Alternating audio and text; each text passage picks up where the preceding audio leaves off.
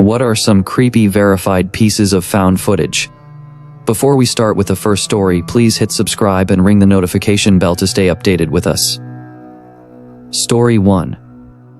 I was listening to the 9/11 episode of Last Podcast on the Left, and they played a bunch of really heart-wrenching audio clips, but by far the creepiest was just a bunch of high-pitched siren alarm-like noises. It was explained that all firefighters wear these alarms that go off if said firefighter is motionless for like 30 seconds or more, also known as they are dead unconscious. So yeah, it was basically listening to dozens of dead firefighters. It is super haunting to listen to and still sticks with me. Story 2. Any black box recording where a plane is crashing and the pilots slowly realize they are going to die with all the passengers on board. I remember there was this sort of secret track on a Rammstein album. When you played the CD, the first song actually started several seconds in and you had to press back as soon as it starts. That would take you to 0, where you heard the sound of the black box of a Japanese plane crashing into mountains. It was really creepy just hearing them get louder and louder and yelling, and all of a sudden, nothing. Edit. I think I should add that I now know that it's from Rice Race, as I keep getting that sent to me. So, thank you. Story 3. The Binghamton River Dam rescue attempt in 1975. 2 rafters attempted to float over a low-head dam, and the backwash caused them to capsize, become trapped in the boil, and drown. The local fire department made an attempt to rescue them, which resulted in the rescue team capsizing and becoming trapped as well, with at least one member drowning. Further teams were sent out to attempt to recover the bodies, all of them capsizing and being caught in the boil. By the time the fire department ceased recovery efforts, 4 people, including 2 firefighters, were dead, and 5 more were hospitalized.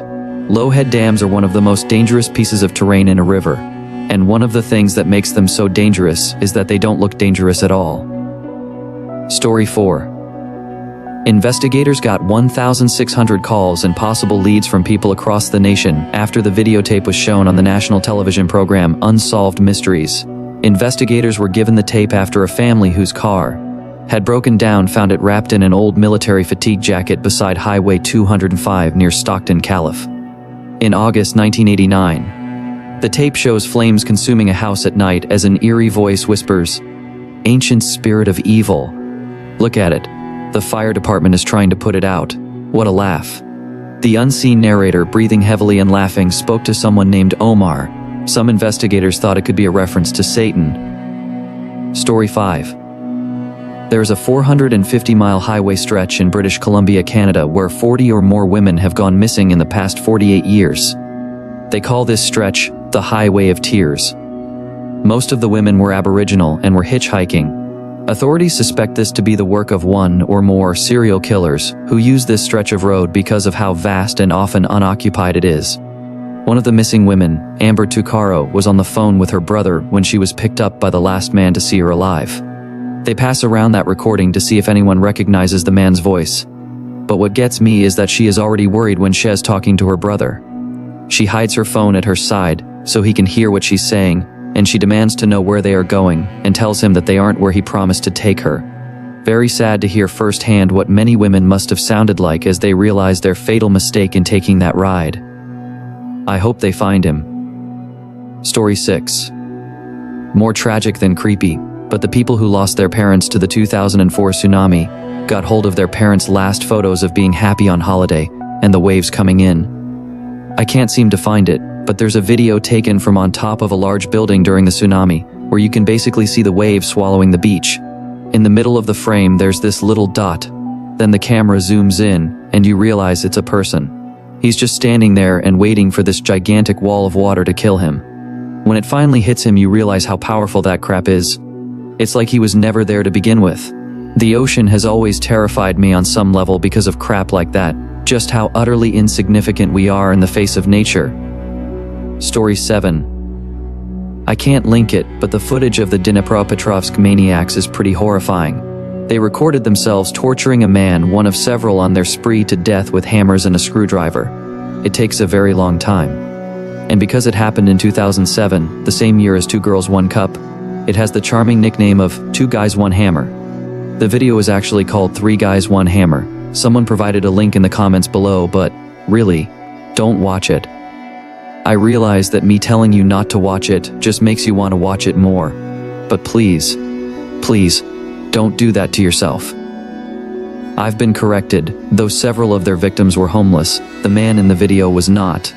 He was out walking his dog. Story 8. I'm not sure what you mean by verified, but I remember an incident from northern Ohio back in the 90s. Someone found a video camera lying in the middle of a pasture. When they checked the recording, they found very creepy B&W footage that included someone who looked dead. Where the footage came from and how it got there was a mystery. A few weeks later, it came out that the footage was from a video shoot from the band 9 Inch Nails, which was a new and up-and-coming band from northern Ohio at the time. They had suspended the camera from a helium balloon, trying to get an overhead shot, and the balloon broke away and disappeared. At some point, it must have landed in that pasture. So it wasn't a dead person after all, just creepy footage from a creepy band. Story 9. On June 15, 1989, a woman in Port St. Joe, Florida, pulled off Route 98 into the parking lot of a junior food store. She found what appeared to be a Polaroid photo lying face down on the asphalt. When she picked the Polaroid and turned it over, the picture she saw was harrowing. In the photo, a young woman and a younger boy lie on their backs on a rumpled pile of mismatched sheets and pillows. Both look directly at the camera with expressions of tense resignation. Their mouths are covered with duct tape, and their postures suggest that their wrists are bound behind them. The space they occupy is cramped and poorly lit. The only source of light seems to come from behind the photographer. The photo could well have been taken in the back of a windowless van with its side door pulled open. Story 10. The Blair Witch Project. 4 teens were mysteriously killed out in the woods in a cabin, and they were filming it. They made it into a documentary after they recovered the footage. Edit did more research. Apparently it's theorized that the Blair Witch isn't actually a witch at all, but the thermal radiation left behind after Charizard performs his most powerful move, Fire Blast. Skeptical? Google Blair Witch symbol. Then Google what the move Fire Blast looks like in any of the Pokemon games. Mind blown. Story 11. I always found this one creepy. Couple is on their honeymoon and playing around in waist-high water at the edge of a lake. Suddenly the ground gives way, and they are struggling to stay above the water, until finally you don't see them anymore, and the water goes calm. The ocean is no joke. I'm not a great swimmer, but thought it was a good idea in Hawaii, as the waves looked really fun. Got caught in a rip, was pulled way out to sea in an instant, started to panic, get super tired, and had trouble keeping head above. Trying to calm down, but feeling myself tire and hyperventilate. Out of nowhere, this random dude is swimming near me. Looks like the actor Brian Greenberg for reference. Smiles and says hi to me, not knowing my little situation. Tell him I'm drowning, he goes. What, for real? Tells me he's a off-duty lifeguard and basically brings me back to shore as I lay on my back. My family and GF watching on the shore as some dude is carrying me back. What happened? Oh, nothing. This random dude just saved my life. Story 12. Not found footage but creepy. The Brandon Lawson 911 tape. Guy got into an argument with his wife one night and decided to go spend the rest of the night at his father's house. On the way, his car ran out of gas, so he called his brother to come help him. And then a little while later, he made this call. By the time his brother and the cops got there, Brandon was gone. The car was there, but they never found a body or anything. Plenty of people have dissected the call, and after listening to it a bunch of times, I personally think I can hear another person in the background. Pretty mysterious. Story 13. Scuba diver Yuri Lipsky died at just over 300 feet underwater. When a diver went to retrieve Lipsky's body at the request of his parents, he made an unnerving discovery. The footage captured by Lipsky's helmet camera was still intact. The doomed diver had recorded his own death. At this depth, the body is subject to nitrogen narcosis, which can play havoc on the mind by inducing overconfidence, euphoria, hallucinations, confusion, and impaired judgment. It didn't help that Lipsky had just one tank full of air. Technical divers are better served by multiple tanks filled with Trimix, a combination of oxygen, nitrogen, and helium that reduces narcosis. Story 14. 2 men and an ice pick. Was curious when I was younger. Watched. Never watched again. Don't be curious, please, like I won't even link that crap. Basically, to keep you from watching that disaster, this gay couple gets together, and one of them was convinced to take part in being tied up for a sexual act. Once tied up, the other individual proceeded to stab him at least 100 times with the pick, then sexually manipulated the deceased body, then cut off chunks of flesh, fried them in a portable stove, and ate the remains. All on camera. To this day, I don't know why I watched that. Story 15. The clip I'm going to talk about is just audio, but it's very creepy nonetheless. I'm sure we're all familiar with Jim Jones, the People's Temple, and Jonestown, correct? Well, it was found that Jones himself was actually recording the last moments of Jonestown. In the tapes, you can hear as people, including children, cry out in pain after drinking the cyanide. As Jim Jones speaks over them about the People's Temple for the tape. In the final tape, everyone else has died and it's just Jones left. He speaks about how they have chosen to leave a cruel and unjust world. Before shooting himself, the weak bastard refused to die to the cyanide he forced on his followers, it seems. After Jones's death, strange demonic sounds can be heard for the rest of the tape's entirety. Maybe it's just distortion or damage to the tape. Maybe it really is supernatural. Who knows? Edit. I'm having trouble finding the audio, but I can distinctly remember it. You can search around some, but there are a lot of tapes to go through. What is the strangest, scariest Reddit post you have seen over the years? Before we start with the first story, please hit subscribe and ring the notification bell to stay updated with us. Story 1. Mine was more personal than actually disturbing. Was back before I had an account and just browsing one of the pregnancy subs as a bored pregnant woman. It was a woman's story of absolute heartbreak on her stillbirth. The signs she hadn't thought were signs, and how she had unfortunately waited too long, and her child had passed in the womb. It was super disturbing because I had over 75% of her signs. I called my OB, was induced the next day, and gave birth several weeks early. Turns out, I had the same problem. Preeclampsia and the cord being wrapped around my baby's neck. My kid's only alive because of that post. I'll never forget her. Her post was removed and I couldn't bring myself to look too hard, if I'm honest. Story 2. I read a story about a guy who was cut open by a chainsaw while working on a lumber crew in the middle of nowhere. His buddies told that they were going to start driving him to the hospital, since the ambulance was an hour away from where they were working, and they'd meet somewhere in the middle. A woman on the highway decided to block them and not let them speed by, causing them to take an extra 15 minutes to get to the ambulance. When they finally did get him there, he died on the way to the hospital, and if they had gotten to the ambulance 5 to 10 minutes sooner, he should have lived. Since then, anytime I see someone speeding insanely fast and driving recklessly, I have stopped trying to be the highway citizen police and just let them go. Maybe it's an emergency, or maybe they're just a crap. But I'm not going to be the reason someone dies because I assume the latter. Story 3. The one where a dad had an evil son. Kid was a psychopath since birth and tore up everything constantly. OP and his wife had another baby who was, for lack of a better word, normal, and the son ended up harming the baby. I think he cut her with a knife, and the mom beat the crap out of the kid and left him for dead. OP and his wife and baby moved downstairs to their basement, and the son tore up the house, left, and they never heard from him again. It's just so disturbing. I work with kids and I see that kid in a lot of students. It's devastating. And this was a kid whose parents really cared about him. It was wild. Story 4. Just read a thread from 2020 yesterday about people sharing how they were living double lives before the pandemic and were caught when they had to WFH and away from their other families.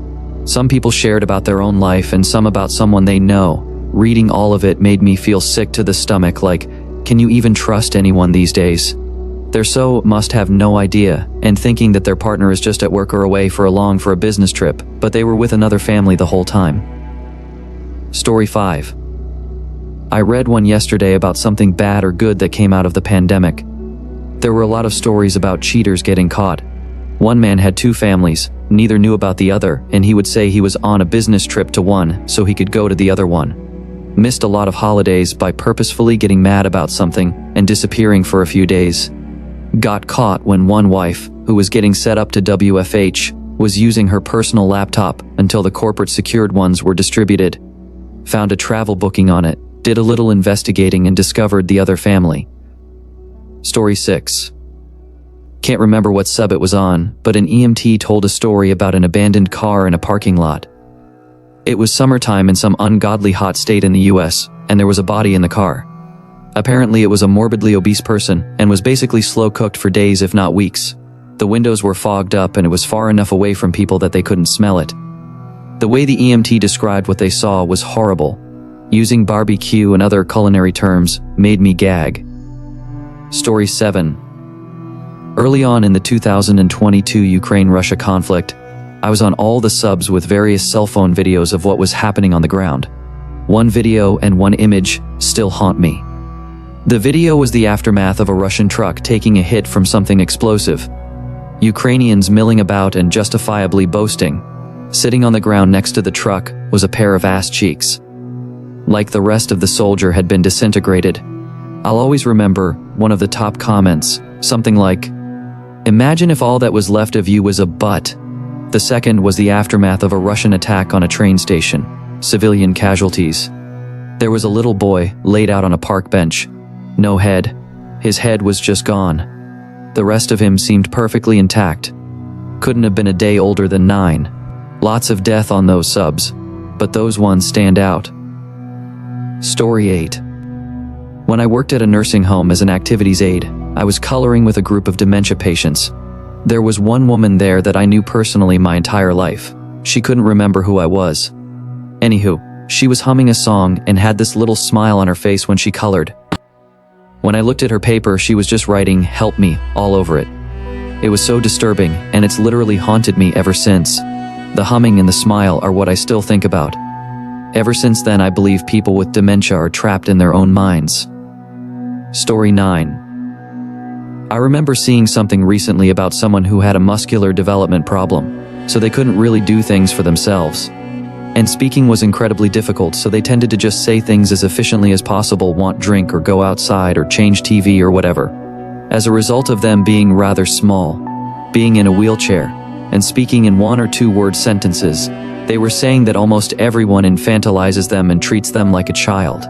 But they were fully mentally competent and quite articulate when they had the tools and time to sit down and write something. Unsurprisingly, they did a lot of reading because it's a low-intensity activity they could manage. It must be so frustrating to be treated like a 6-year-old while you're just thinking, "Screw you, Margaret. I know Santa isn't real. I'm 36 for Christ's sake." Story 10. A video from Africa, I believe. Apparently, these 2 to 3 people were accused of being witches. There was a ditch where people had started a fire, and what appeared to be the whole village came out to burn the witches. The people tried to get out, and were being kicked back in. Literally people coming from off-screen flying in with kicks, people attacking the witches with 2x4s to get them back in. These people were so burnt up and still scratching and clawing to get out. Then finally you see one of the people mentally succumb to the idea that today he will die and he will burn to death. He was just sitting on the edge of the fire in a seated fetal position, rocking back and forth, waiting for the cold hand of death to take him. It was completely messed up. Story 11. I read an account of a young lady who was alone in a remote house when she heard someone walking around outside and trying to get in through various windows, as if they knew someone was in there alone. That was scary enough, but what happened next is worse. She didn't call the police. Instead, she called her boyfriend, who recommended that she switch on all the lights, lighting herself up like a Christmas tree, so that the person outside could see her but she wouldn't be able to see them. When the attempts at intrusion continued, the boyfriend then demanded she get out of the house, even though that would leave her outside with the attempted intruder, and without her eyes having adjusted to the dark. And she took the advice. She went outside, went to the car without knowing whether or not it had been disabled, and drove off. That account started off pretty scary just with the sounds of someone trying to get into the house. But what made it worse was the layer after layer of terrible decisions and advice, all of which the woman actually acted on. Story 12. I can't remember where I saw it on here, but it was a video of a zebra being eaten alive by a crocodile. Poor thing was crossing a river when it attacked, and in the video you literally see the zebra's face get torn off, but it keeps swimming even without a face. Then I went down a brutal rabbit hole on YouTube of similar videos. I think I always assumed when predators kill their prey, they inflict a death blow before they start to eat. Nope, I've seen video after video of animals literally being eaten alive, slowly. And their will to survive is insane. Like there was one of a gazelle with half of his torso missing, but he was still trying to hop away. Really made me realize how brutal nature is. Story 13. It isn't the strangest or scariest one I've seen, but for some reason it stuck with me. I didn't see this story directly on Reddit, but in one of those YouTube videos that make compilations of Reddit stories. Anyways, it was about a guy that worked on a convenience store or a gas station, something like that. He had a coworker probably named Sunny that was new to the job. OP and Sunny became friends after some time. Then one day, while they were either going home or putting out the trash together, Sunny stumbled and simply disappeared while next to OP. He went to check the security cameras and he saw nothing. He asked his boss about Sunny and he said this guy never worked there. Basically, OP was friends with someone who didn't even exist for months. Note, I can't find it anywhere, so this is also why I commented this story, so someone who knows it can link me to it or something. Story 14. Young Redditor posted a rather odd asking for advice Ask Reddit, and I replied with a genuine thought and got a huge overreaction. So after calling out the false logic in that in a couple back and forths, I checked their post history to see if they were a troll or were just troubled. Her history took me to one of those affirmation subreddits where people with issues post a picture of themselves to get likes and nobody is allowed to say anything that might even be considered criticism, no matter how constructive. I glanced through and saw a bunch of really awful stuff there, mostly people who seem to tie their entire self-worth into other people liking their picture, including the Redditor that I followed there. There might have been some good intentions behind it, but the whole place looked really strange and kinda culty. It was all "you're beautiful and you got this," without specifying what this was. Just exemplified the overused word cringe. Then I found her newest comments where she was apparently being stalked by a creep on Ask Reddit, and making a big deal out of it for more attention. Of course she was believed instantly due to the nature of the site. Yup, troubled, and not in a small way.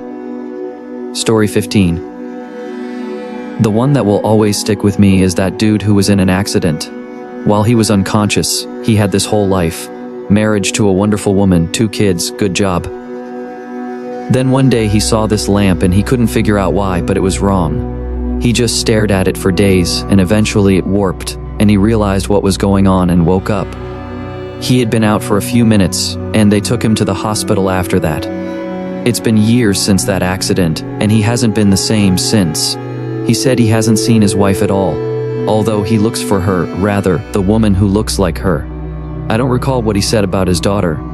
He still sees his son sometimes and he hasn't aged. Imagine mourning this whole life you had in your head, having it all, and then it turns out it was never real and it's all gone. I'll admit I'm the sensitive type, but I cried for several minutes for that guy. If that happened to me, I don't think I could go on. I'd have ended it, hoping my family would be waiting for me wherever I ended up. What's some weird, creepy stuff in the Bible that most people don't know about? Before we start with the first story, please hit subscribe and ring the notification bell to stay updated with us. Story 1. Cain's wife. Not creepy, but where did she come from? Adam and Eve were the first people on earth. They had Cain and Abel. Cain gets jealous of Abel because God favored him and kills Abel. So Cain gets banished by God into the wilderness. He then meets a woman and starts a family. Where did this chick come from? My understanding is that his parents were the only humans on earth at that point. Story 2. I looked, and I saw beside the cherubim 4 wheels. One beside each of the cherubim, the wheels sparkled like topaz. As for their appearance, the 4 of them looked alike. Each was like a wheel intersecting a wheel. As they moved, they would go in any one of the 4 directions the cherubim faced. The wheels did not turn about as the cherubim went. The cherubim went in whatever direction the head faced, without turning as they went. Their entire bodies, including their backs, their hands and their wings, were completely full of eyes, as were their 4 wheels. I heard the wheels being called the whirling wheels. Each of the cherubim had 4 faces. One face was that of a cherub, the second the face of a human being, the third the face of a lion, and the fourth the face of an eagle. Ezekiel 10:9-14 always made me think about just what exactly angels were. Perhaps interdimensional entities, or something too alien to truly describe in the lexicon of the writers of ancient history. Story 3. The Curse of Ham. Basically, Noah got really drunk one time and ended up passed out and naked, Ham then came in and saw him naked. He told his two other brothers, Shem and Japheth, about it, who then covered up Noah while averting their eyes. Apparently, Ham seeing his father naked is really bad, so there must be a punishment. But Ham isn't the one who gets punished. Instead, Noah curses one of Ham's sons, Canaan, and only Canaan. His brothers Cush, Mizraim, and Phut aren't punished. And he and his descendants must be slaves of Shem and his descendants. The original purpose of this tale was probably to justify the subjugation of the Canaanites, because one of their ancestors once seeing his father's junk is really bad. However, the dumbest thing about this story is that up to the 19th century, people were using the curse of Ham as justification for the enslavement of black people. Story 4. Okay, so here's my favorite story from the Bible, Elisha and the two bears. Elisha was a bald guy who was friends with God. One day he was going up a hill on his way to Bethel, and he was all shiny and sweaty with the effort. So a group of kids nearby started making fun of him. "Go up, bald head, go up, bald head." Elisha didn't like this, so he cursed them in the name of God. So naturally, as a very proportional reaction, God sent two bears who came out of the woods and tore 42 of the kids to shreds. Don't tease God's friends, kids, or you will die. Story 5. All the story about Jacob. He's kind of a mess. He manages to con his brother to give up his elder's rights for a bowl of porridge. Then he moves. Take one wife.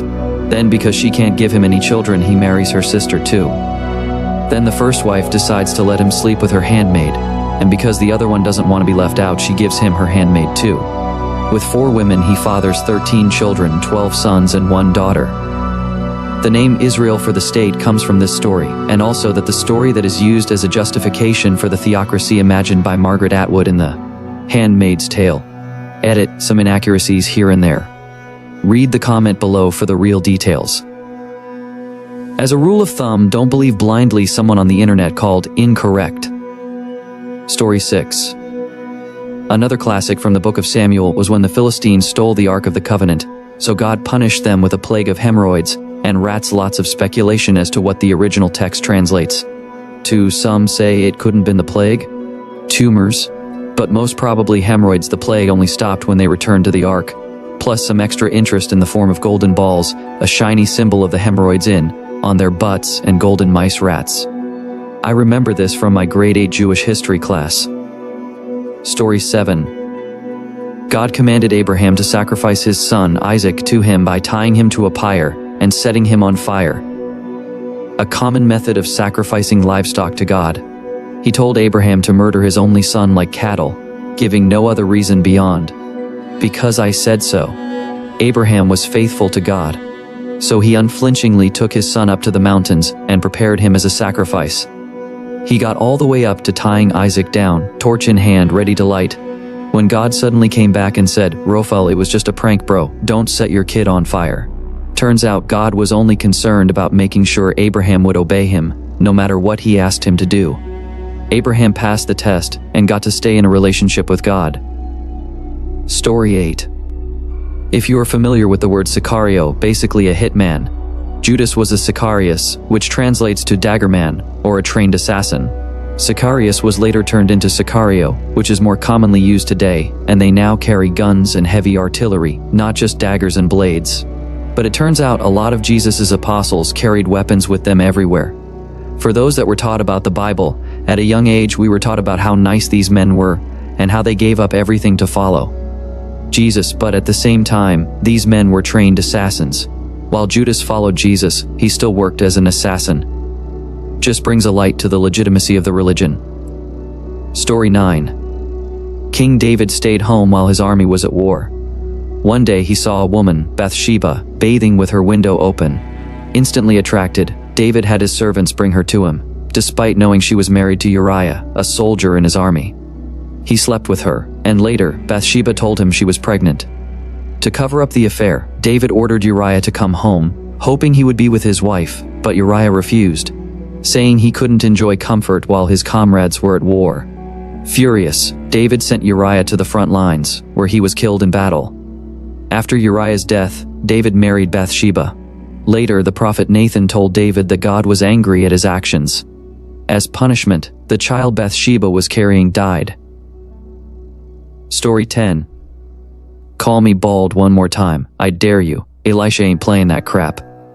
He went up from there to Bethel, and while he was going up on the way, some small boys came out of the city and jeered at him, saying, "Go up, you bald head.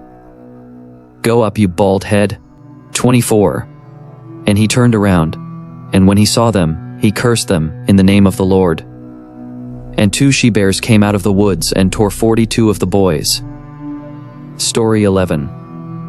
In patriarchal societies of the ancient Near East, the uninterrupted passing on of land and property from father to son was extremely important. It was so important that the Mosaic Law outlined the requirements for levirate marriage if a married man died childless. His brother or another family member was obliged to marry the widow and sire a son who could inherit the dead man's property and carry on the man's name, Deuteronomy 25:5-10. The practice of levirate marriage was understood and accepted by the Israelites far earlier than the giving of the law, and we have an example of it in Genesis 38. That's where we find the story of Onan and his Onanism. Judah's son Er was killed by God for his evil lifestyle, and since Er had not fathered a son, Er's wife, Tamar, followed the tradition of levirate marriage and married his next oldest brother, Onan. Onan was willing to have sex with Tamar, but he wasn't willing to sire a son with her, a son who would not legally be his, and who would take away his chance of inheriting his dead brother's property. So, in the midst of sexual relations with Tamar, Onan withdrew and spilled his semen on the ground. Genesis 38:9. In this way, Onan ensured he would not provide a child to Tamar, even though it was his duty to do so. Verse 8. Genesis 8:10 says, "What he did was wicked in the Lord's sight, so the Lord put him to death also." Story 12. In the New Testament book of Acts, there's a kind of messed up story about a young couple named Ananias and Sapphira. Apparently the early church decided to go full communist. No one was allowed to have private property. Everything of value was converted to cash and then given to Peter. And he decided who really needed the money and gave them what they needed. Then a young couple named Ananias and Sapphira sold a parcel of land they owned and decided to keep a fraction of the money before Ananias went and ritually laid the rest of the cash at Peter's feet. But Peter found out that they kept a bit of the money, and so he slaughtered Ananias with Jesus' miraculous power. Then he called Sapphira in and slaughtered her the same way, and made a bunch of his followers dispose of the corpses. And then, great fear seized the whole church and all who heard about these events. It's not the most messed up story in the Bible, but it shocks a lot of people that God is still capriciously using magic to slaughter people for the slightest of sins, presumably with Jesus' blessing, even after the resurrection. Story 13. So it says specifically in the New Testament that Jesus doesn't like people to pray in public. Like, if you're ostentatiously praying, then you're not praying to God, you're praying to be seen praying to God. Matthew 6-5. And when you pray, you shall not be like the hypocrites. For they love to pray standing in the synagogues and on the corners of the streets, that they may be seen by men. Assuredly I say to you, they have their reward. But you, when you pray, go into your room, and when you have shut your door, pray to your Father who is in the secret place. And your Father who sees in secret will reward you openly. And when you pray, do not use vain repetitions as the heathen do, for they think that they will be heard for their many words. Therefore do not be like them. For your Father knows the things you have need of before you ask Him. This has been problematic for Christians, especially the prayer in school subset, so they found a workaround. Paul later, as he was trying to spread a religion, said to pray everywhere.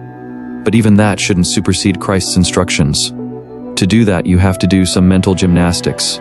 When Christ died on the cross, the Spirit of God went into all Christians. So since Christians' bodies are now the temple of the Holy Spirit, praying ostentatiously is now just praying in church. I find it creepy that people can honestly think that exploiting loopholes still makes them good Christians. Story 14. Witch of Endor. Saul was facing a war and was unsure if he would be victorious. He knew that he was not following God, and his faith was fading fast. Even though he had forbidden witches in the kingdom, he sought out the Witch of Endor, so he could communicate with the dead prophet Samuel. He ordered her to summon up Samuel, and he was pissed. Samuel told him he was going to get wrecked in the fight, and that's all, folks. Some Christian fundamentalists claim that Saul was talking to a demon, not Samuel himself. They don't want to suggest that Samuel could have been summoned by a witch. However, the Bible quite clearly states that Samuel said, and other bits that clearly indicate it was Samuel, not a demon. Saul died. The end. As for the Witch of Endor, she got in a spaceship and flew to her home planet of Endor. Story 15. Remember good old Lot that lost his wife that looked back to the burning city of Sodom and became a pillar of salt?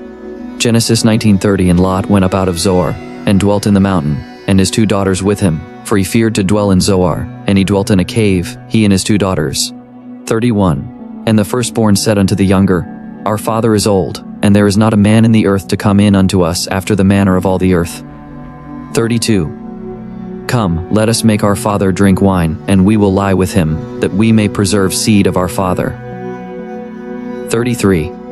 And they made their father drink wine that night, and the firstborn went in, and lay with her father, and he perceived not when she lay down, nor when she arose.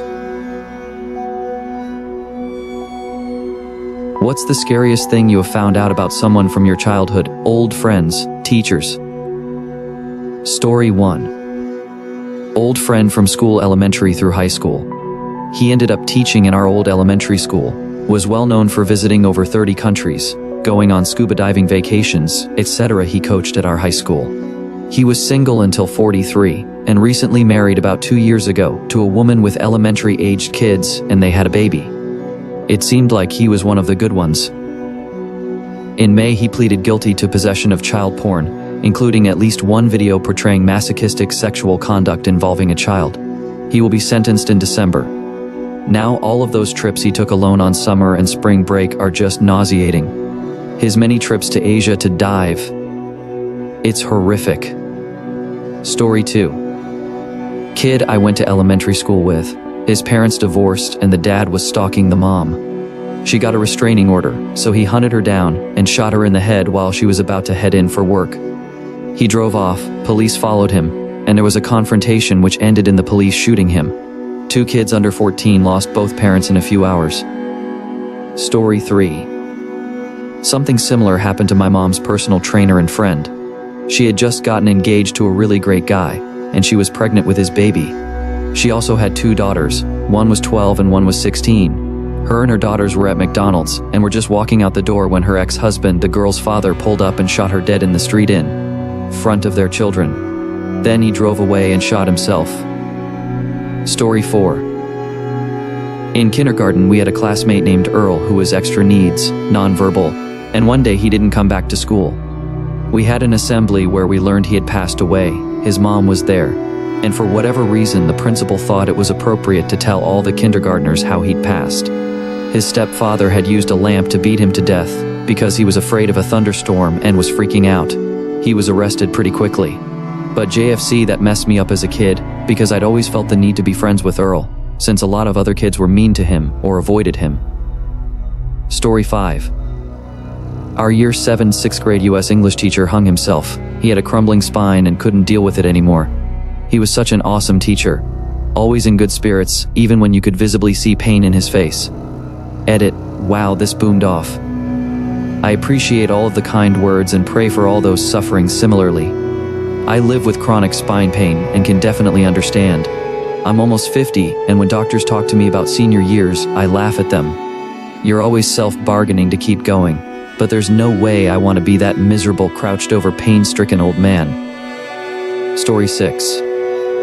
My uncle was a child molester. Even worse, he and others ran a newsletter for people like him. When they brought it all down, the arrests were international. I knew a little when I was a kid, as my parents told me why I needed to stay away from him. Once I was old enough and the internet got huge, I was able to find multiple newspaper articles about it. Oh, and he raped my father when he was a teen. My aunt, his sister, didn't believe him. He used to always be at family gatherings. My aunt refused to condemn him. He's a good provider.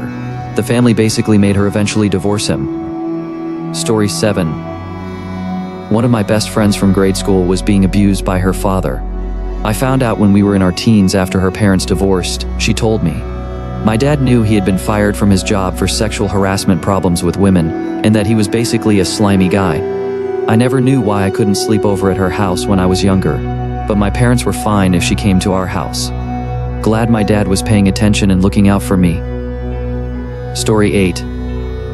In elementary school, when I was 12 to 13, I had what seemed like a stalker write me a ton of very creepy, vile emails. I say they seemed like a stalker, as they would write in painstaking detail what I looked like at school, right down to degrading me for every new zit that popped up. These emails became more crude and threatening over time, until one day my friends and I were talking to a group of boys 1 year younger than us. When telling these boys about the emails and how frightening they were, all the boys were shocked and very empathetic. Except one, he was slyly smirking, finding the whole thing apparently hilarious. My friends and I were like, "What the fuck, so it was you?" And he just kept smirking Norman Bates style. Story 9. The head coach of my first club volleyball team turned out to be peeping on the girls. I literally begged my parents to let me switch teams because he gave me the creeps. I didn't know what he'd done until years later, when I saw him refereeing high school volleyball matches. Confused, I started chatting with people and found all this out. Apparently it was part of his rehabilitation. Sure, he wasn't allowed to coach, but could referee. Story 10. I had a friend I wasn't super close with. We had worked together and socialized due to common friends. I saw her once when we no longer worked together, and she looked pregnant, at least 7 months. When I congratulated her, she said she wasn't pregnant and had a cyst. I felt pretty bad about my faux pas. Fast forward to a couple years later, and our mutual friend tells me she's been arrested for throwing a newborn in the dumpster. It eventually comes to light that she has done this multiple times. She was in fact pregnant when I saw her and lied to everyone about it and then threw the baby away. The last one survived. Story 11. When I was about 6, my family and I were getting up around 4:30 in the morning to go up to Utah to visit family. Out of nowhere, my stepdad tells us to wait in the car and goes into our neighbor's house. It was a duplex. I'd never really met the neighbors, but I remember my mom would get pissed if I went to their yard to climb this huge-ass pine tree. Anyway, stepdad is gone for maybe 10 minutes when the police pull up and go inside as well. After like 30 minutes, they come out with my neighbor in cuffs and my stepdad is thanking them. He whispered something to my mom and then told my brothers and I that the neighbor got caught stealing or something, and we're like 3 to 6, so we just accept this. Found out when I was around 16 or 17 that the neighbor was loudly beating his wife. My stepdad heard, went over. The wife is unconscious, so my stepdad, who I forgot to mention, was this massive army dude who was super good at fighting, beat the bricks off of the husband, held him down and called the cops. It's one of my favorite stories to tell about him. Dude is a badass. Story 12. I have a disability and severe chronic illness for which I've had over 30 operations for. I also have a miracle baby. I was never supposed to get pregnant, had multiple surgeries while pregnant, and he championed the NICU. Because of my disability and surgical history, I deal with severe chronic pain. Back in 2020, when my son had just turned 1, I seriously contemplated suicide. I had doctors accuse me of being an addict, just wanting opioids and not taking my pain seriously. I was completely bedbound because of my pain. The only movement I had was from my bed to the bathroom to the recliner. I finally found a doctor who listened to me, took my pain seriously, and didn't look at me like I was someone out there just looking to abuse meds. He got me on a chronic pain medicine regimen that gave me my life back. I put my plans of suicide to rest. I got a job. I became a mother. I started working out. I started living. The opioid crisis is so dangerous to those of us with serious chronic pain issues.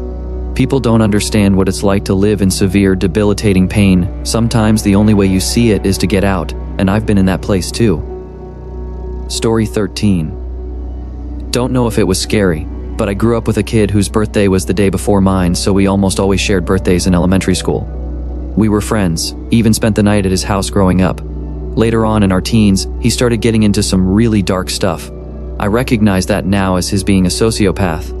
But, like most everybody else at the time, figured it was just him going through some kind of emo phase. Over the years, we lost touch, but I would occasionally run into him around town, and our meetings were cordial, if not friendly. Last year, he was sentenced to 35 years in prison for killing a man back in 1993, roughly 3 years after we got out of high school. Apparently he, his sister, and another man lured this guy out to the boonies and killed him to steal money he had gotten in an insurance settlement. The only reason they were caught is the other guy got religion, felt remorse, and went on the local TV station and aired a confession before turning himself in. He got 25 to life. After thinking about it for some time, I can't really say I'm all too surprised. Story 14. I had a music teacher in middle school who was always quiet and really strange. When I was in 6th grade, there were many girls in 8th grade who were in the school choir who would stay after school with him for choir lessons. One day he stopped showing up and all the kids were confused why. Rumors started flying around. I came to find out one day when my parents were watching the news there he was on the TV and they were talking about how he was having young girls from my middle school sending him weird pictures. It was so disgusting, and it was so sad what so many of these girls went through. He had just had a baby boy with his wife. His wife was my elementary school music teacher, and she was truly such a saint. When I heard about what he did, I felt so bad for her too. Goes to show you can't even trust your teachers. Guy was truly a sick. Thankfully, he is still rotting away in jail. Story 15. Went to grade school with a girl. She was weird, socially awkward, super into gymnastics, and very petite. She had a much older brother that didn't get mentioned much. Later found out he had been arrested for distributing CSAM while we were in grade school. Fast forward to college, and her dad gets plastered all over the local news. He had been caught installing cameras on church bathroom toilets and in the nursery changing rooms. Looking back, I can't help but wonder if between her dad and her brother, she was made to do gymnastics so extensively to keep her so small and young-looking. Hikers, park rangers of Reddit. What is the scariest, creepiest thing that you have seen in the woods? Story 1. A few years ago, my brother and I were camping in Colorado. He heard a twig snap somewhere nearby and he woke me up. We scan with our headlamps and see a huge pair of eyes staring at us through some willows. I figured it must be a bear. It kept staring at us for 5 minutes until we turned off the lights. We were going to move camp back towards some other groups. All of a sudden, a massive moose comes charging out of the willows. Luckily, it veered off before it collided with our tent. Another time I was hiking a trail. I hike regularly with my dog, but it was totally deserted because of some rain. She was ahead of me maybe 20 yards when she comes to a dead stop, and beelined it back down the trail, completely ignoring my calls. As I chase her, I notice an unmistakable mountain lion print. Story 2. I was in an archaeological field school, living in a tent for 6 weeks at 7,500 feet, and the closest paved road was 10 miles away. One night I woke to a huffing, snorting kind of sound right outside my tent. Next thing I know, whatever it was bumping my head. I froze for a second. Then on pure instinct, I did an overhead punch. Definitely felt contact. Whatever it was went away. This was on U.S. Forest Service grazing land, so it could have been a cow with insomnia, but it could have been a mountain lion or black bear. Wasn't even tempted to go out and see what it was. I preferred the safety of my tent. Story 3. Volunteers at one of my parks called us to report a still smoldering smoking car in one of our remote campsites. It was normal for stolen cars to get abandoned and burned. We went to look, gawked for a couple minutes while waiting for the fire department. After a couple minutes standing there, it became very apparent there was a body in the front seat. After an additional look around, food wrappers, rope, and numerous other strange items were found. It seems like whomever was in the front seat had been bound and shot. Police came and cleaned it up, but didn't find any answers. We refer to that as the haunted site. Now, it is the most popular in that tiny park. Story 4. By far the scariest thing I ran into though. I had just moved out there and was taking care of 2 parks by myself, both closed. These parks are about 30 miles from the nearest occupied houses, and even then, those couple of homes are usually empty in the summertime. I decided to hop in my car and drive to the darker park to take in a meteor shower and learn to play my banjo, because that is totally normal and not creepy at all. I am out there on a picnic table plucking away terribly under the stars and got this really uneasy feeling. My mind starts rattling off what ifs. Story 5. Told this story once before. The Trailside Killer. In Northern California, late 70s, hiking with a friend, I came across him at a rock outcropping on Mount Tam. He gave off a very discomforting vibe, and we didn't hang around. We both independently recognized him when he was finally captured a few years later, and his picture was in the paper. If I'd been with my girlfriend, we might not be alive. Story 6. Always listen to your dog. I was out with mine one time in a small park near our house. We passed a guy who looked out of place going the opposite direction. We headed up a trail, and all of a sudden the guy was behind me. My dog cut up out of the trail back into the neighborhood next to it. He never does that. He'd much rather stay on a trail. But he knew something about that guy didn't sit right, and he got us out of there.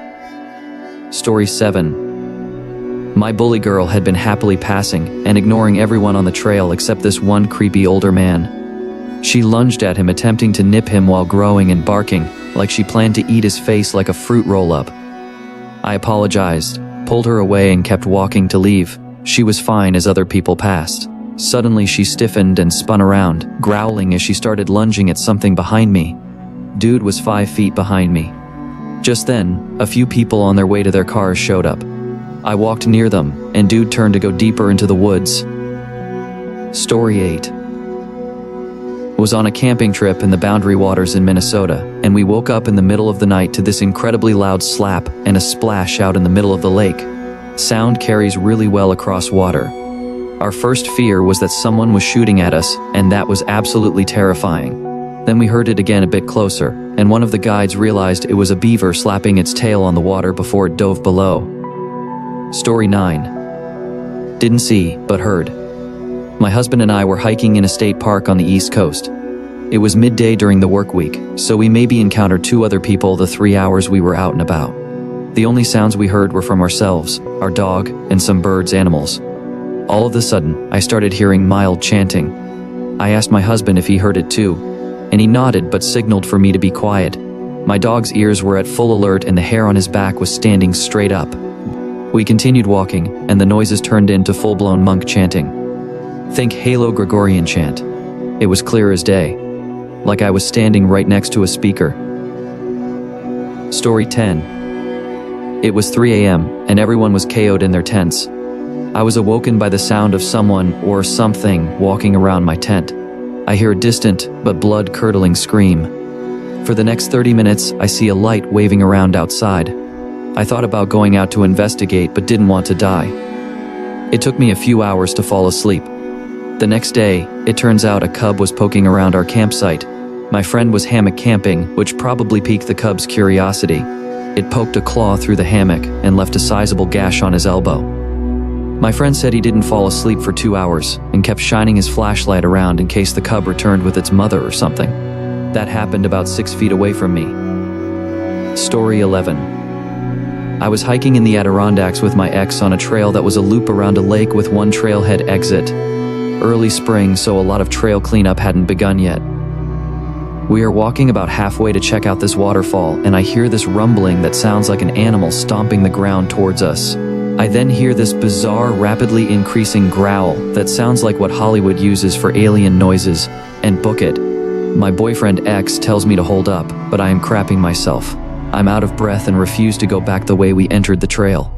We have to march through this thick bog that was pulling our boots off to get through to the other side to exit the loop. We get to the car, and I'm crying at this point. The previous day was spent vomiting from eating bad food. Next vacation, we are going to a city. I moped. We had been to the Adirondacks for the past 4 vacations, and honestly, this experience beat me down. Years later, I was listening to nature sounds on the internet, and I heard that growl. A chill went up my spine. I learned that's a real thing. It was a mating call of a ruffed grouse bearing its wings on its chest. Yup. I freaked out because of a horny bird. Story 12. I worked as a tree planter in Northern Ontario, living in tents in very remote parts of the forest, like hours away from civilization, only accessible by logging roads. Strangest was from a fellow planter who found a backpack in the middle of his area with shoes, clothes, a wallet with a school ID and a film camera. How it ended up there is a total mystery because this is no place for hiking or camping. Scariest for myself was waking up to my tent vestibule collapsed and a large bear claw rip, which I apparently slept through, as well as turning a corner to a large wolf about 10 feet away, and returning to a spot I'd planted about 5 minutes earlier to fresh mama bear and cub prints. Realizing a bear family had sauntered behind me while my back was turned was very unsettling because you do not want to screw with a bear and her cubs. Canadian wildlife is scary, yo.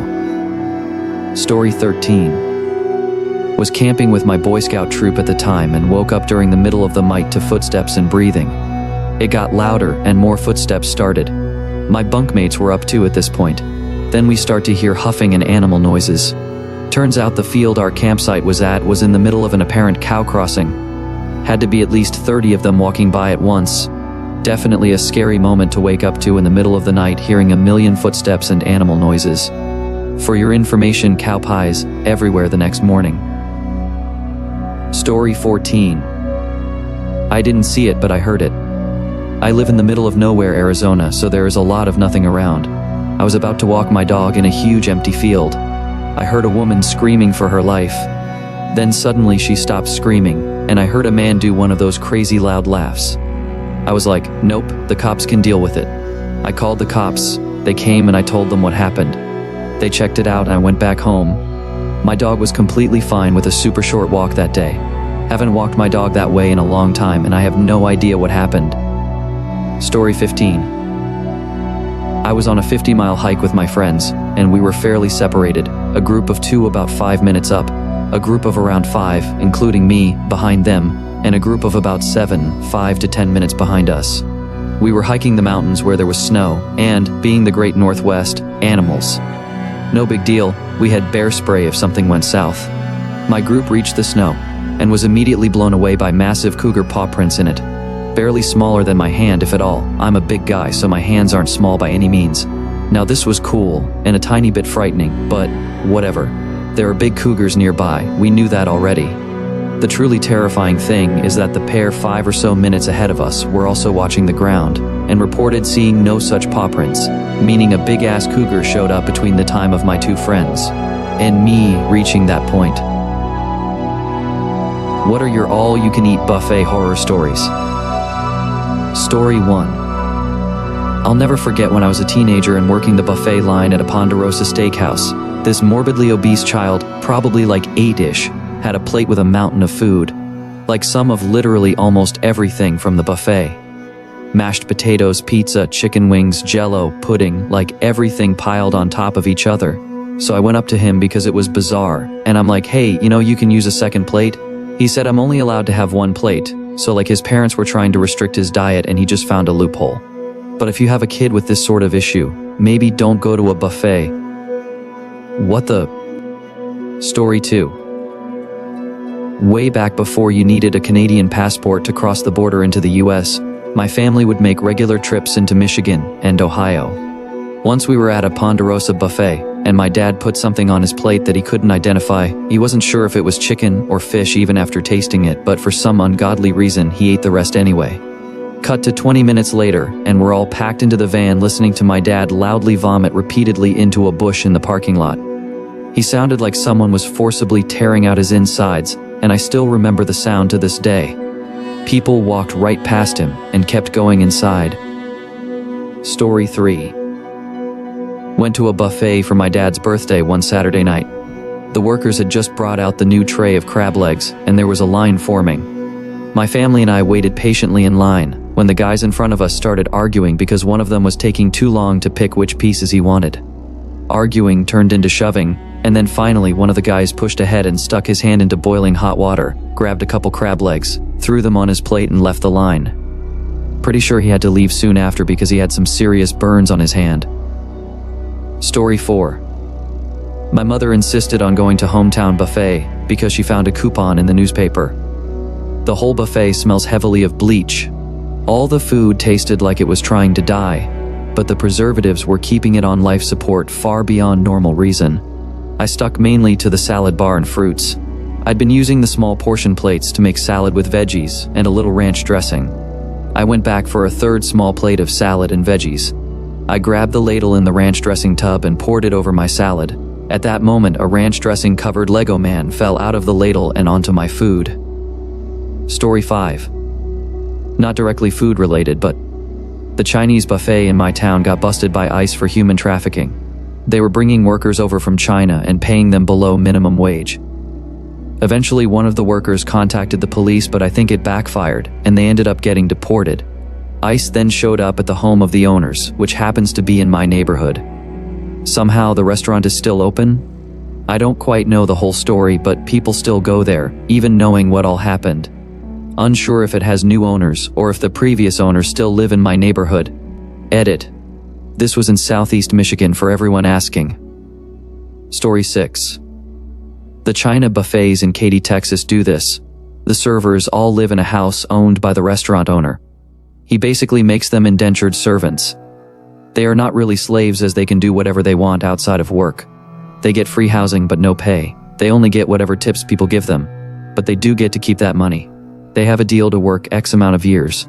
The women's real goals are to meet an American to marry to get citizenship, then bring all their family over from China. I found this out from a Chinese coworker when we went to the Astar buffet. She was talking with the servers. Basically, all the workers in these buffets don't get paid. Story 7. When I was an emo middle schooler, my best friend's mom forced me to join Girl Scouts with them. Once she took the whole Girl Scout troop out to a restaurant with a salad bar. I got stuck sitting next to a girl I hated. She was very religious, and this was the first time she had ever been away from her mom. She was around 14, and she wasn't allowed to have sugar. She ordered a large strawberry milkshake, chugged it, ate a huge plate full of spinach with ranch on it, and then vomited bright pink vomit all over the table, the floor, herself, and me. The worst part was that we had to sit in the car with her for the 2-hour drive home, holding our breath. Story 8. When I was little, I decided I was going to get dessert first. I went to the bar and saw the best-looking fluffy cheesecake, pudding-looking stuff I've ever seen. I got the biggest scoop possible and plopped it onto my plate. I got back to the table and sat down to see what my parents would say. They said nothing, and my dad just smiled in approval. I got the biggest spoonful I could and shoved it in my mouth. And then another. Then it hit me. But it was too late. 'Twas no cheesecake. 'Twas butter. I almost puked. Dad laughed. Story 9. Years ago, I would take my father to lunch every weekend. He loved buffets, preferring all-you-can-eat restaurants over finer dining establishments. On one such lunch occasion, we were quietly enjoying our first plates, and I see a teenager hurriedly making his way to the restroom. The kid has one hand over his mouth, and puke is running through his fingers and around his cupped hand. I immediately lose my appetite and just hang out as my dad goes back a couple more times. Cut to 20 minutes later, and I see Puke Kid at the buffet, loading up his plate, handling the same serving utensils as everyone else. I'm sure he did his best to clean up, but this still grossed me out. That's the moment it dawned on me that every customer, hygienic or otherwise, handles these same utensils. The guy that licks his fingers, the kid that picks his nose, the lady with an itchy armpit. Story 10. Went to Golden Corral while I was pregnant, and after we'd finished eating, I reached to get a napkin out of the dispenser on the table, and a roach came out with the napkin. I immediately wanted to vomit. I called the manager over and told her what happened. She said, "Yeah, we know. We're working on it, but we just can't seem to get rid of the infestation. We even had somebody come spray last night, but I guess it didn't help." I freaking lost it. I ended up reporting them to the health department after the manager told me she wasn't sure anything had been cleaned after the pest control company sprayed the night before. Story 11. One time I went with my parents and some relatives to the Paris buffet in Las Vegas. My dad was starving himself all day so he could fill up on crab legs at the buffet. So anyway, these relatives are just bitter, slow-ass people who make the whole day miserable. One of them is a very old woman in a wheelchair that my dad is pushing around all day. Basically, he's hot and hungry and miserable, but excited for dinner. Then right when we get to dinner, the old lady throws up all over the table. Stinky old lady vomit that would bother anyone, but my dad specifically is a sympathy puker. The relatives tried to complain and say the food made her sick, but we didn't even eat yet. We ended up leaving without eating anything. Some other tables nearby cleared out as well. I was really young when this happened, but I remember my dad walking towards the table with a huge plate of crab legs and big smile, and then his face just totally falling. Story 12. I used to work as a cook for a hometown buffet when it first opened in my area. The one I worked at had decent food, and I'd eat anything, but I saw the quality drop hard when a few of the good managers left. Eventually, we noticed a smell coming from one of the walk-in meat coolers, where cases of frozen meat are moved to defrost. Turns out there's a drain tray that runs along under the shelf along the wall to catch any dripping, melting meat juices. Who knew? They were full to the brim with rotting meat fluid. The poor guy that was tasked with dumping it had somehow gotten them out of the floor without spilling. As he was bringing them outside, a guy came rushing in from the other way, and they collided, covering them both in pink, viscose meat slime. The whole prepper was covered and everyone in back was gagging and retching. The boss came back, told us to start cleaning, and that's when I decided what was and wasn't worth doing for $6.50 an hour. Half a dozen guys quit on the spot. Story 13. Used to work at an all-you-can-eat salad bar steak place. There was a family that used to come in about once a month. The mom was diabetic, obese, in a wheelchair, and was losing her vision due to the uncontrolled diabetes. She would plop her plate on her boobs and shovel in the food. One lucky day, I was leaving the restaurant right after the family. They are in a regular 80s molester van and had 2 pieces of wood for the ramps, 2 8 feet maybe, for mom's wheelchair. The 2 teenage boys and the dad were having trouble pushing mom up the makeshift wheelchair ramps, and she was screw at them because they were having trouble. Story 14. Not me, but my dad was eating at a big Chinese buffet chain with my mom and 2 brothers. None of the waitresses spoke English, and there was a very large language barrier. Dad spilled a cup of soup all over the crotch of his pants, shyly waved a waitress over and asked for a damp washcloth. They had to try and explain it to her for a minute or 2 before she understood. My dad turns in the seat to take the cloth, and she gets on her knees and proceeds to rub his crotch with the rag. The whole family was shocked. The neighboring families were shocked. My dad literally had no clue how to handle it. He just threw his arms up and looked at my mom as if doing a hand check. My mom told him not to dare tip because she already had a tip. Story 15. Once at a buffet, my brother saw the wasabi and decided to eat an entire spoonful while in line. We were around 12. He immediately screamed and ran out of line, back to the table to get more water. While he was running, he shoved aside this woman and her dish broke on the floor, food going everywhere. I was following after my brother and immediately stopped to apologize to this woman, intending to help clean her up. She immediately says, "No, you aren't," and starts cussing me out. Being 12, I just ran away. We did not see her again the rest of the night, but I did tell my parents on my brother. What's the creepiest urban legend you've ever heard? Story 1. I believe people refer to them as stick Indians. Out in the desert areas of the USA, there are roads that go insane distances with absolutely nothing nearby. No gas stations, no homes, just barren-ass land.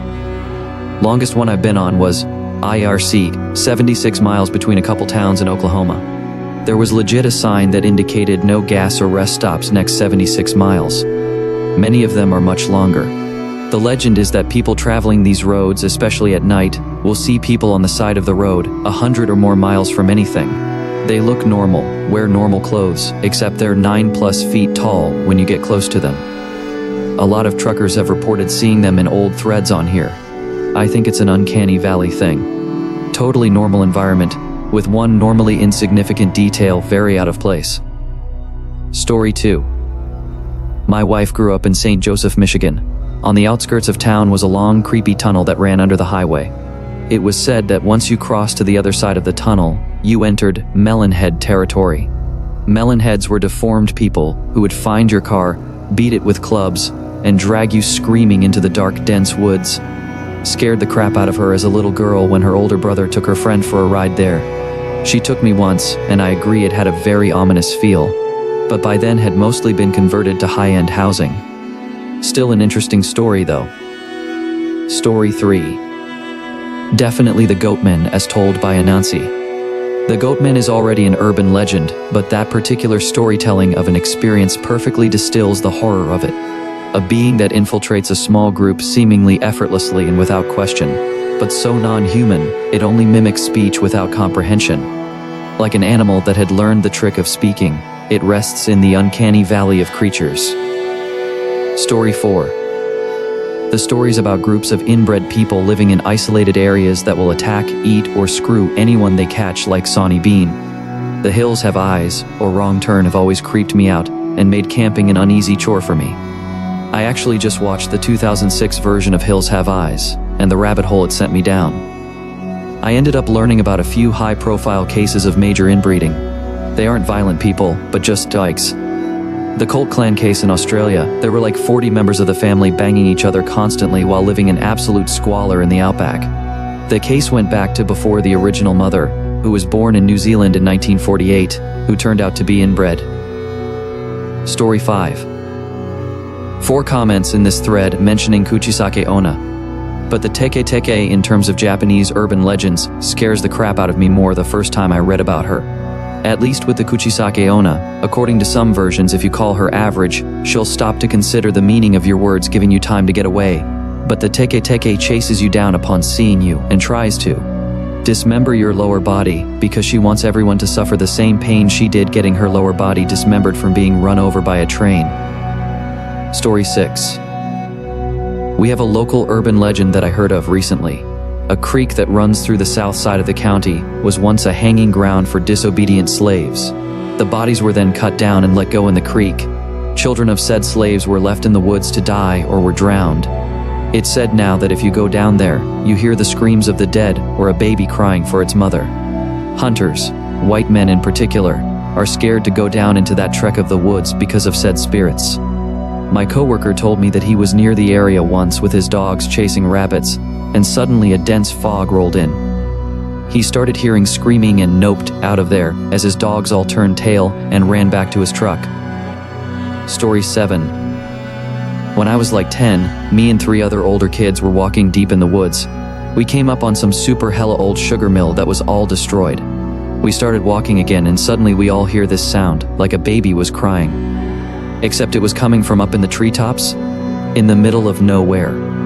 I got chills down my spine. We all looked at each other and immediately ran all the way home. Story 8. I know this guy who claims that when he was 10, he went to Wonderland, a crappy amusement park in Amarillo, Texas, and onto the haunted house ride when it first opened. It terrified the crap out of him. One thing that stood out was a scythe-swinging scarecrow with a pumpkin head.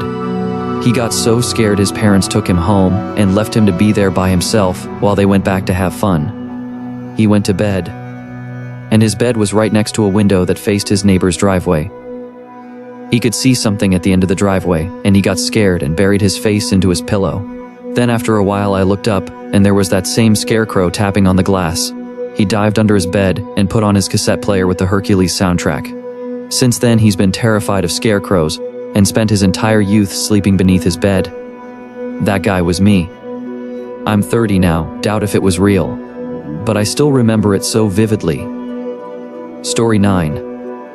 In my town there is a story about a guy, everyone who tells it swears it happened to a friend's cousin or friend, who was driving in a rural part of the town in the middle of the night and saw a very beautiful girl hitchhiking. He picks her up with his car and starts driving towards the center of the town. While they are driving there, he tries to start a conversation to get to know her. She never responds. When they reach the center of the town, she looks at him and says, "I would have taken you with me if only you didn't have that in the dash cabinet," and leaves. He opens the dash cabinet and finds a cross his mom has left there to protect him. Story 10. There's this pass between 2 hills and continues over a cliff near where I live. There are gaps in the rock formations and holes in the rocks. Several people have plummeted off the cliff, and a lot of people attribute it to things that hide in the crevices and are pissed we drive through their territory. If you try to investigate, you get thrown off or ran over. My mom very recently said she saw a tall white creature cross the road while she was driving home. Had long arms, a bug-like face, and overly long fingers with claws. Thing was, she said, it looked scared, like it was running from something. It didn't even acknowledge her beyond glancing over at her headlights. She seemed really genuine about it too. I sometimes wonder what could have scared it, and just started thinking if these are related somehow. Story 11. The Mexican pet a young woman from Southern California. While on a shopping trip to Tijuana, Mexico noticed a cuddly canine squirming in the gutter. The animal was a tiny chihuahua, struggling for its life, breathing heavily, shivering, barely able to move. Heartbroken, she smuggled her new pet across the border and then struggled to help it regain its strength. The puppy refused to eat any food she offered, and she talked to it, cuddled it, and finally wrapped it in a small blanket and placed it beneath the covers on her bed to sleep beside her all through the night. She kept feeling it to make sure it was okay. In the morning, the tiny pet still seemed sickly. She cuddled and kissed it all morning, but noticed weeping from its eyes, so she brought it to a nearby animal clinic. Handing the weakened animal to the vet on duty, she began to describe all the things she had done to help the tiny creature. The vet immediately asked the women where they had acquired their pet. Learning about her trip, He informed the women that she had adopted not a chihuahua, but a rabid Mexican river rat. Story 12. The Werewolf of Moorbach was a German urban legend I heard throughout my childhood. The story is set on autumn of 1988, in a small town called Wittlich. In a short story, there was one small candle that lit the entire village. However, when this candle was not lit, a big hairy werewolf would come down and eat and terrorize the people of the village, and would only return to the forest until the candle was lit again. It scared me so much, even though I never lived anywhere near it. I looked it up on Google to see if it was a popular legend, and you can find different versions of the story. Story 13. Well, the creepiest one was actually something I invented. See, I was a real snot-nosed piece of crap as a kid. And one day during summer camp, I decided to make up a story about a grown man hiding out in the woods. By the time the summer was over, the lie had mutated into a full-blown urban legend with embellishments I didn't make. If anything, it's scary how fast a tiny lie can snowball into an urban legend if you keep said lie relatively small and grounded. And this was pre-Facebook internet years, so now every now and then, I wonder if the kind of insane stuff you see and hear on the internet started just like the time I lied about seeing a man hiding out in the woods. Story 14. In our place, there's these creatures that are basically human at day, but can transform into huge birds or half-bodied humans with wings like bats. They eat babies, especially those that are inside the tummy. They have a distinct sound, so you can only hear them when there are pregnant women or new born in the neighborhood. They sound louder when they are far and softer when they are near. I once heard this when I was a teen. I first heard a noise half sounds like wings flapping, and then I heard something like a huge bird has landed near my window, and the distinct sound of that creature that's so weak. That means it's really near me. I froze. I have a baby brother that time. Story 15. Grandma was in her storytelling zen. She was often telling stories. I remembered only the creepy one. The story that she was telling was told to her by her grandma. Forgot when exactly was the time set and which time period it was. Let's say it was around the Second World War. Living on a farm, village kids were playing in the municipality next to ours. It was quite normal, and still is today, that some has home slaughter and making meat for the season, or selling. And someday, the kids in the village remember that they can play slaughter pig slaughter. They choose who will be the pig and then catch him. Without of thinking, they tied him up and slaughter him like an animal. It is so bizarre to hear this, but times were totally different. Boys were at home taking care of animals and working, and practically didn't go to school every day. Almost none technology, and it was only around 100 years back. What's your, I can't believe other people don't do this hack? Story 1. Using sturdy trash bags in camping and outdoor activities. It's the most advanced cheap material there is. You can use it as a backpack liner, as rain cover, as a poncho, as a sitting pad, can transport water with it, and use it as an extra shopping bag. It's so versatile and so lightweight. And more sturdy construction-grade trash bags are not that loud and quiet sturdy. I've worked on and off in entertainment for years, and we always keep a thing of big black garbage bags in our rain gear bin. If it starts raining, you can protect a $6,000 speaker real easily with a 10-cent trash bag. We jokingly call them high-tech polymer waterproofing devices, which got shortened to poly. And now I've started calling all trash bags polies. Story 2. Do favors for tomorrow you. Car getting low on gas? Do tomorrow you a favor and get it on the way home. It's almost bedtime, but there are dishes in the sink? Do them as a favor to your future self. While you're at it, get tomorrow's clothes together and get your lunch packed when you're not rushed. Tomorrow you will love you for it. And when today you is enjoying all the things that yesterday you did to make your life easier, remember to thank yourself for doing it. I know it sounds silly, but this really helped motivate me in getting stuff done promptly instead of at the last moment. Story 3. Do I need or do I want? If I need it, I get it. If I want it, I wait for a few weeks, do some research, see if I can fit it in, and if I still want it a month or two later, then I might go get it. Turns out my wants are not always there after a while waiting. It's new for me but has changed my mindset drastically. I realize this is hardwired into my brain.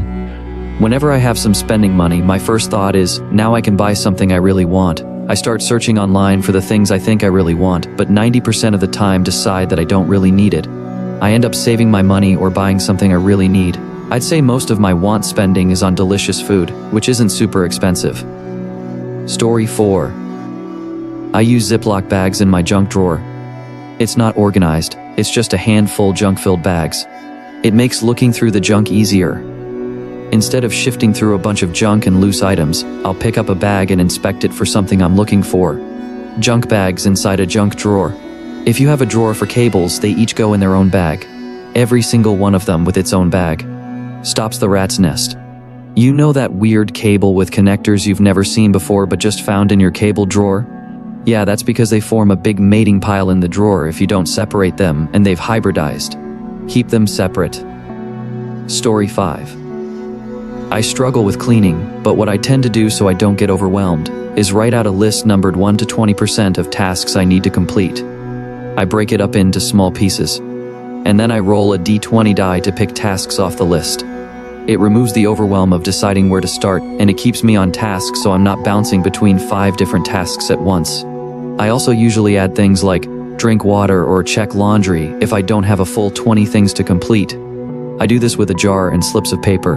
It's a permanent 20 tasks, and I draw out 4 a day. That way all the things I have to keep clean all the time get done once a week. Story 6. I can't motivate myself to clean long periods, so I've recently started playing turn-based or periodic games. At the end of every turn, I'll get up and do 5 minutes of cleaning. Then I can spend a day off playing games, but the house gets tidier instead of worse. I like doing calisthenics while playing Souls-like games. Every time I die, I do 10 push-ups or squats or sit-ups, lunges, whatever. Good motivation to not die, and it makes you get gut at 2 things at once. The combination of hyper-focus on the game and exercise keeps your heart rate nicely elevated too. Story 7. Googling my problems. Like, seriously, it's 2024, how hard is it? People in work are so impressed with my knowledge sometimes, and I'm like, I just Googled it a moment ago. Seriously, people will sit there asking questions at each other like, who could know this? We're all sitting at computers, Google it. I feel like I'm taking crazy pills. Quick caveat. I must admit this hack is becoming less useful at an alarming rate as Google continues to exchange its quality for ad bucks. Story 8. For household essentials, buy more than you need right away. Example, I have 2 packs of toilet paper rolls. One is now, and I store it in the bathroom. The other is later, and I store it in a closet.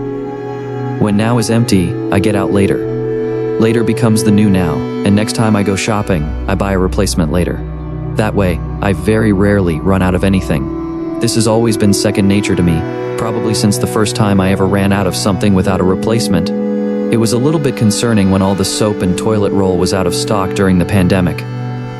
I didn't need to buy any for that whole period just from sticking to my normal habits. Story 9. If you're going to use fresh herbs in a recipe, rosemary, thyme, oregano, etc., bloom them first. Get the pan up to temp, add either your oil or some butter. Once it's hot or melted, throw in the herbs. Once you can smell them, take about 45 seconds to a min, add the rest of your ingredients.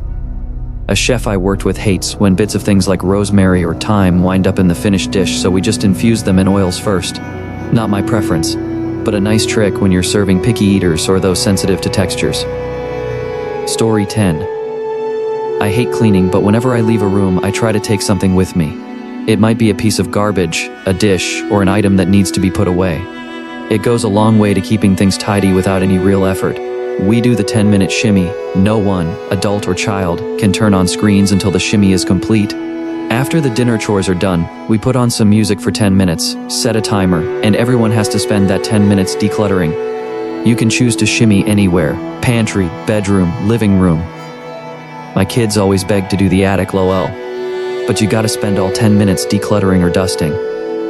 Story 11. Buy her just because flowers. Seriously, apology gifts always have the stank of the original mistake all over them. Just because gifts actually make her smile every time she looks at them and not think of the dumb thing I did. Edit, because apparently you can't talk about a nice thing you do without people attempting to make you feel like crap for no good reason. This post is not gender exclusive or exclusive to just your partner. I can't believe I'm typing this. When dolphins are trained, they get a fish every time they do a trick or exhibit good behavior. But you also have to give them a fish every once in a while that they didn't earn. because they need to know that the trainer's relationship to them isn't purely transactional. My family has always had a policy that we need to occasionally give each other unearned fishes because it's important that we know that we care for each other. Story 12. Put salt and pepper on their burger patties. I swear I have the same conversation every time I host a cookout. Your burgers always taste so good. Salt and pepper. How did you learn to make them? I put a little salt and pepper on them before cooking. I could never get my burgers to taste right. Have you tried salt and pepper? Edit. Okay, this resonated with Redditors more than I expected. Thanks for all your tips. Rest assured that I have tried all of them. Garlic powder, onion powder, various pre-made spice mixes, olive oil, Worcestershire Worcestershire sauce. I even put an egg in a batch once because someone said it would hold them together better. I like salt and pepper on fresh beef. Obviously it comes down to personal preference, but I find simple recipes are often the best. Story 13. I see people doing wild mental math trying to figure out tips. If you move the decimal one place to the left, you have 10%, double that for 20%, divide it by 2, and add it to the original number for 15%. You can get 1% by moving the decimal 2 to the left and multiply that by any number to get that percentage. Screw people. No need to get so aggressive. It's a math tip that helps me.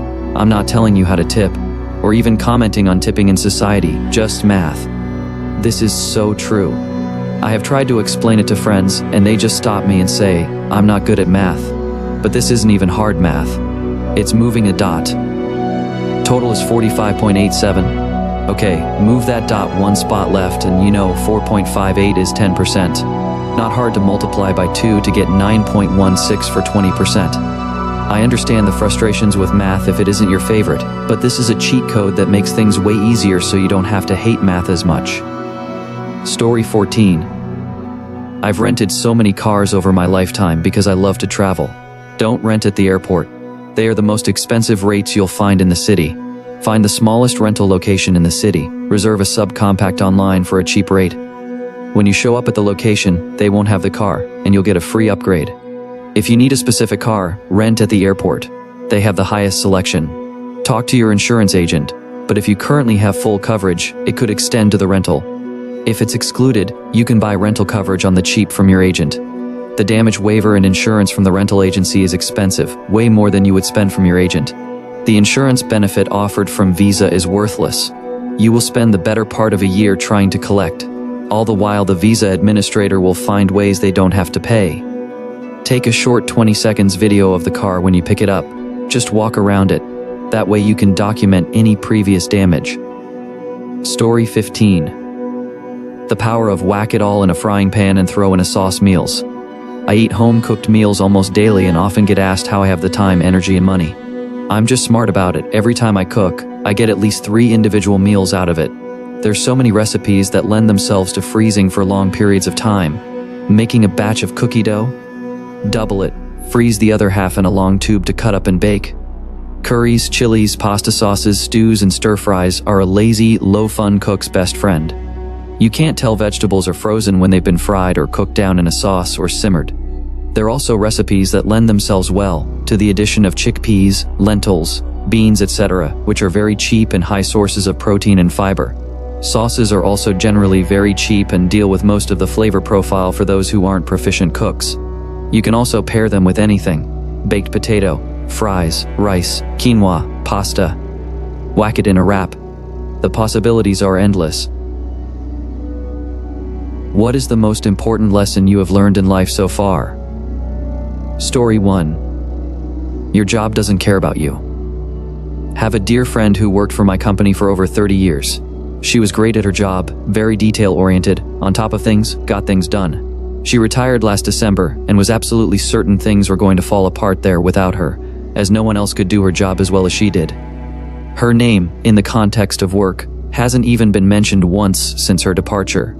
Things continued on after she left, same as they did before she left.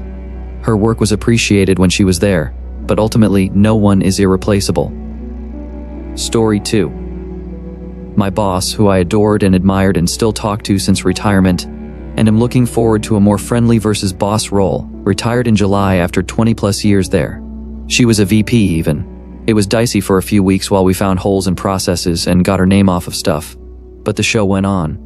We're still chugging away, and it is such a refreshing reminder to take your paid time off interview for more money and not think that the place will burn down without you. It is both a bleak and uplifting realization.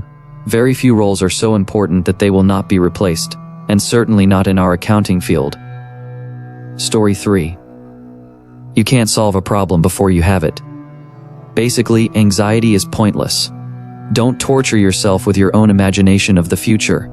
If you have a problem, do what you can. When you've done all you can, it's all you can do. You can do a good job without having bad feelings.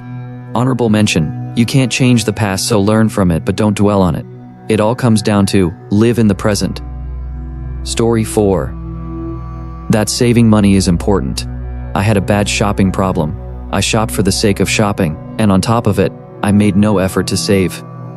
When I would get paid, I would pay my bills and then use everything left to shop and didn't save any of it. My fiancé, who was my boyfriend at this time, has always been a big saver and has never had a spending problem. He would always try to teach me the importance of saving and try to encourage me to chill out on my spending habits. I always thought he was being ridiculous and just didn't know how to have fun. Then a few years ago, my car got totaled and I had absolutely no money to get myself another vehicle. But my boyfriend, the same person that I always thought was being ridiculous about saving, had more than enough money saved and very graciously bought me a new car. That was a hard dose of reality for me, and I have been saving instead of shopping ever since. Story 5. Pick your battles. Many battles aren't worth fighting. With your wife, who's otherwise great. With your boss, who knows something is stupid but has to do what he's told. With a cranky toddler who only wants to wear purple today. Conversely, don't be a doormat. Some battles are worth fighting. Some battles are worth fighting even if you think you'll lose. Try to find your own principles and let them guide your judgment. Story 6. When your parents die, you will forever feel untethered to this world. My mom died when I was 23. My dad died last year when I was 34. Being an adult orphan is the saddest and weirdest thing I've gone through in my life. It's hard reconciling that the two people who have loved me since I've taken my first breath are no longer here. I realize not everyone has a good relationship with their folks. This applies to any person on someone's life who has had a profound influence on you. Story 7. People don't always have bad intentions, and different people have different levels of honesty in their communications. This comes from being around some really crap people growing up. Just for example, someone told me that I remind them of Joey from Friends. Old me would think, oh, they think I'm stupid, like to eat, and 'cause I'm a Jew. Reality, I'm handsome, a good friend, and can eat a meatball parm. Better way to live my life. Story 8. Ask yourself, what recourse do I have if this doesn't turn out as expected before major decisions? Even if the salesman is a super nice guy, if you don't like the car, can you return it? If your husband tells you to be a som and he will take care of you, do you have thousands socked away to leave him if he starts being abusive? If not, how will you make him treat you right if he makes bad decisions? If you're moving across the country for a new job, is there a contract with a settlement if they let you go right away? If you agree to a date at a park, what's the plan if he gets weird and there's no one around? No, not everything is doom and gloom. But the bad things that happened to me were because I didn't have an exit strategy. Story 9. Just be who you are personality-wise. You are not responsible for how other people respond to your likes, dislikes, hobbies, or general disposition. We are not talking about neo-Nazis here, but if you like nerd things or want to post pictures of yourself crossfitting or whatever, and you're in a room full of people who judge you for that. Also, when you are at the end of your life, none of the people who responded poorly to you for being you will matter. So, if today you're doing you and someone doesn't vibe with that, oh well. Keep being authentically you. Story 10. Be kind to people and treat them well, but recognize narcissists, psychopaths, and other toxic personalities. They would take your kindness as a weakness and poison your peace. When someone crosses a line, be ready to punch back. Be true to your emotions and thoughts. It's a difficult task to take life as it is. We all lie to ourselves about something or believe in someone else's stories. Freedom and peace are at stake. If you don't see a way to solve a problem, it may mean that your vision is too narrow. Some things require time, others an idea. Sometimes one idea can change everything and bring you exactly what you want or need. Dreams are important, but to follow them you need passion and joy from the process. Choose wisely. Story 11. Money isn't everything, especially if you have a mental illness. I changed jobs for the money, even though my old employer was accommodating regarding my mental health, and then crashed and burned because they expected me to do an insane amount of overtime. Sure, it was paid overtime, but the expectation that everyone work 4+ hours of overtime every day is madness. I burned out within 4 months, got fired, and then I couldn't get another job because they gave me a bad reference that was just barely within the bounds of being legal. I only found out about it almost 3 years later when I asked my brother to request a reference from each of my previous employers. And bingo, found the culprit. Once I removed that company as a reference, I got a job almost immediately after not being able to get a job for 3 years. Those 3 unemployed years were the worst of my life. I lost everything: my house, my car, my kids, most of my possessions, and left me with an insane amount of debt. Story 12. If you have no dependents, don't trouble your mind about your job, just quit and get yourself to community college. You may find a room to rent, scholarships, new friends, a much better deal for you. Screw the old life, job, or friends. Don't take out those GD student loans for a university without really having a plan. Ditch the car too, what with the repairs it needs, which you know, well, that car ain't going to be around in a year or so. Get a bike or ride the bus from your new room to rent. Also, if you are really screwed, declare bankruptcy. You'll get over it fairly soon. Don't pull your hair out digging yourself out of a hole. Create a new Realitech will Tobe your own best friend. As soon as you can, open a credit union account.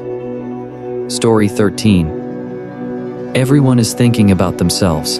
Nobody cares if you're sitting alone in your college dining hall. Nobody is staring at your insecurities. I tested it by wearing jean shorts with months' growth of leg hair. Whenever I met up with a friend in summer before we parted ways, I asked if they noticed. They did not, and did not say no to spare my feelings. Wear what you love, not what you think others will like. Clothes don't have to flatter or you, nor do the colors. It's okay to not look put together. No one judges your acne. No one looks twice when working out alone or eating out alone. Story 14. Most everything is a phase, ebbing and flowing, highs and lows. When things are hard, you just push through, try and make a plan to get out of or away from the hard thing. Then things will be good again, and you won't even realize it until the next hard thing. It's never too late to change your whole life. If you're crap and you realize it, you can just stop being one. If you're a people pleaser, at any moment you can just stop being that way. You get to choose who you are and how you react to people and situations. Never stop learning, and don't be afraid to fail at something. And if you fail at something, that doesn't necessarily mean that thing wasn't for you. You might just need to figure out a different way to it. Story 15. Try to cause no harm in how you lead your life and how you treat people. Your health is everything, especially in the US. Without it, there are few ways forward. Nearly everything in our society is attached to the ability to perform life as an abled individual. A chronic health condition early in your adult life can affect your entire life. You may be able to eventually regain your health, but you can't regain the time it takes from you. Do the things that you feel you need to do when you are young and healthy. Experience life. There is no guarantee you will have the health or financial security to do them later. I've seen so many people make the mistake of waiting for a more convenient time that never arrives. Love people and pets. At the end of life, people generally don't remember their stuff. The only things that really matter are loved ones and the experiences you have with them. Alright folks, that's a wrap. If you like this, please hit the thumbs up and subscribe to the channel. You can also share your those in the comment below.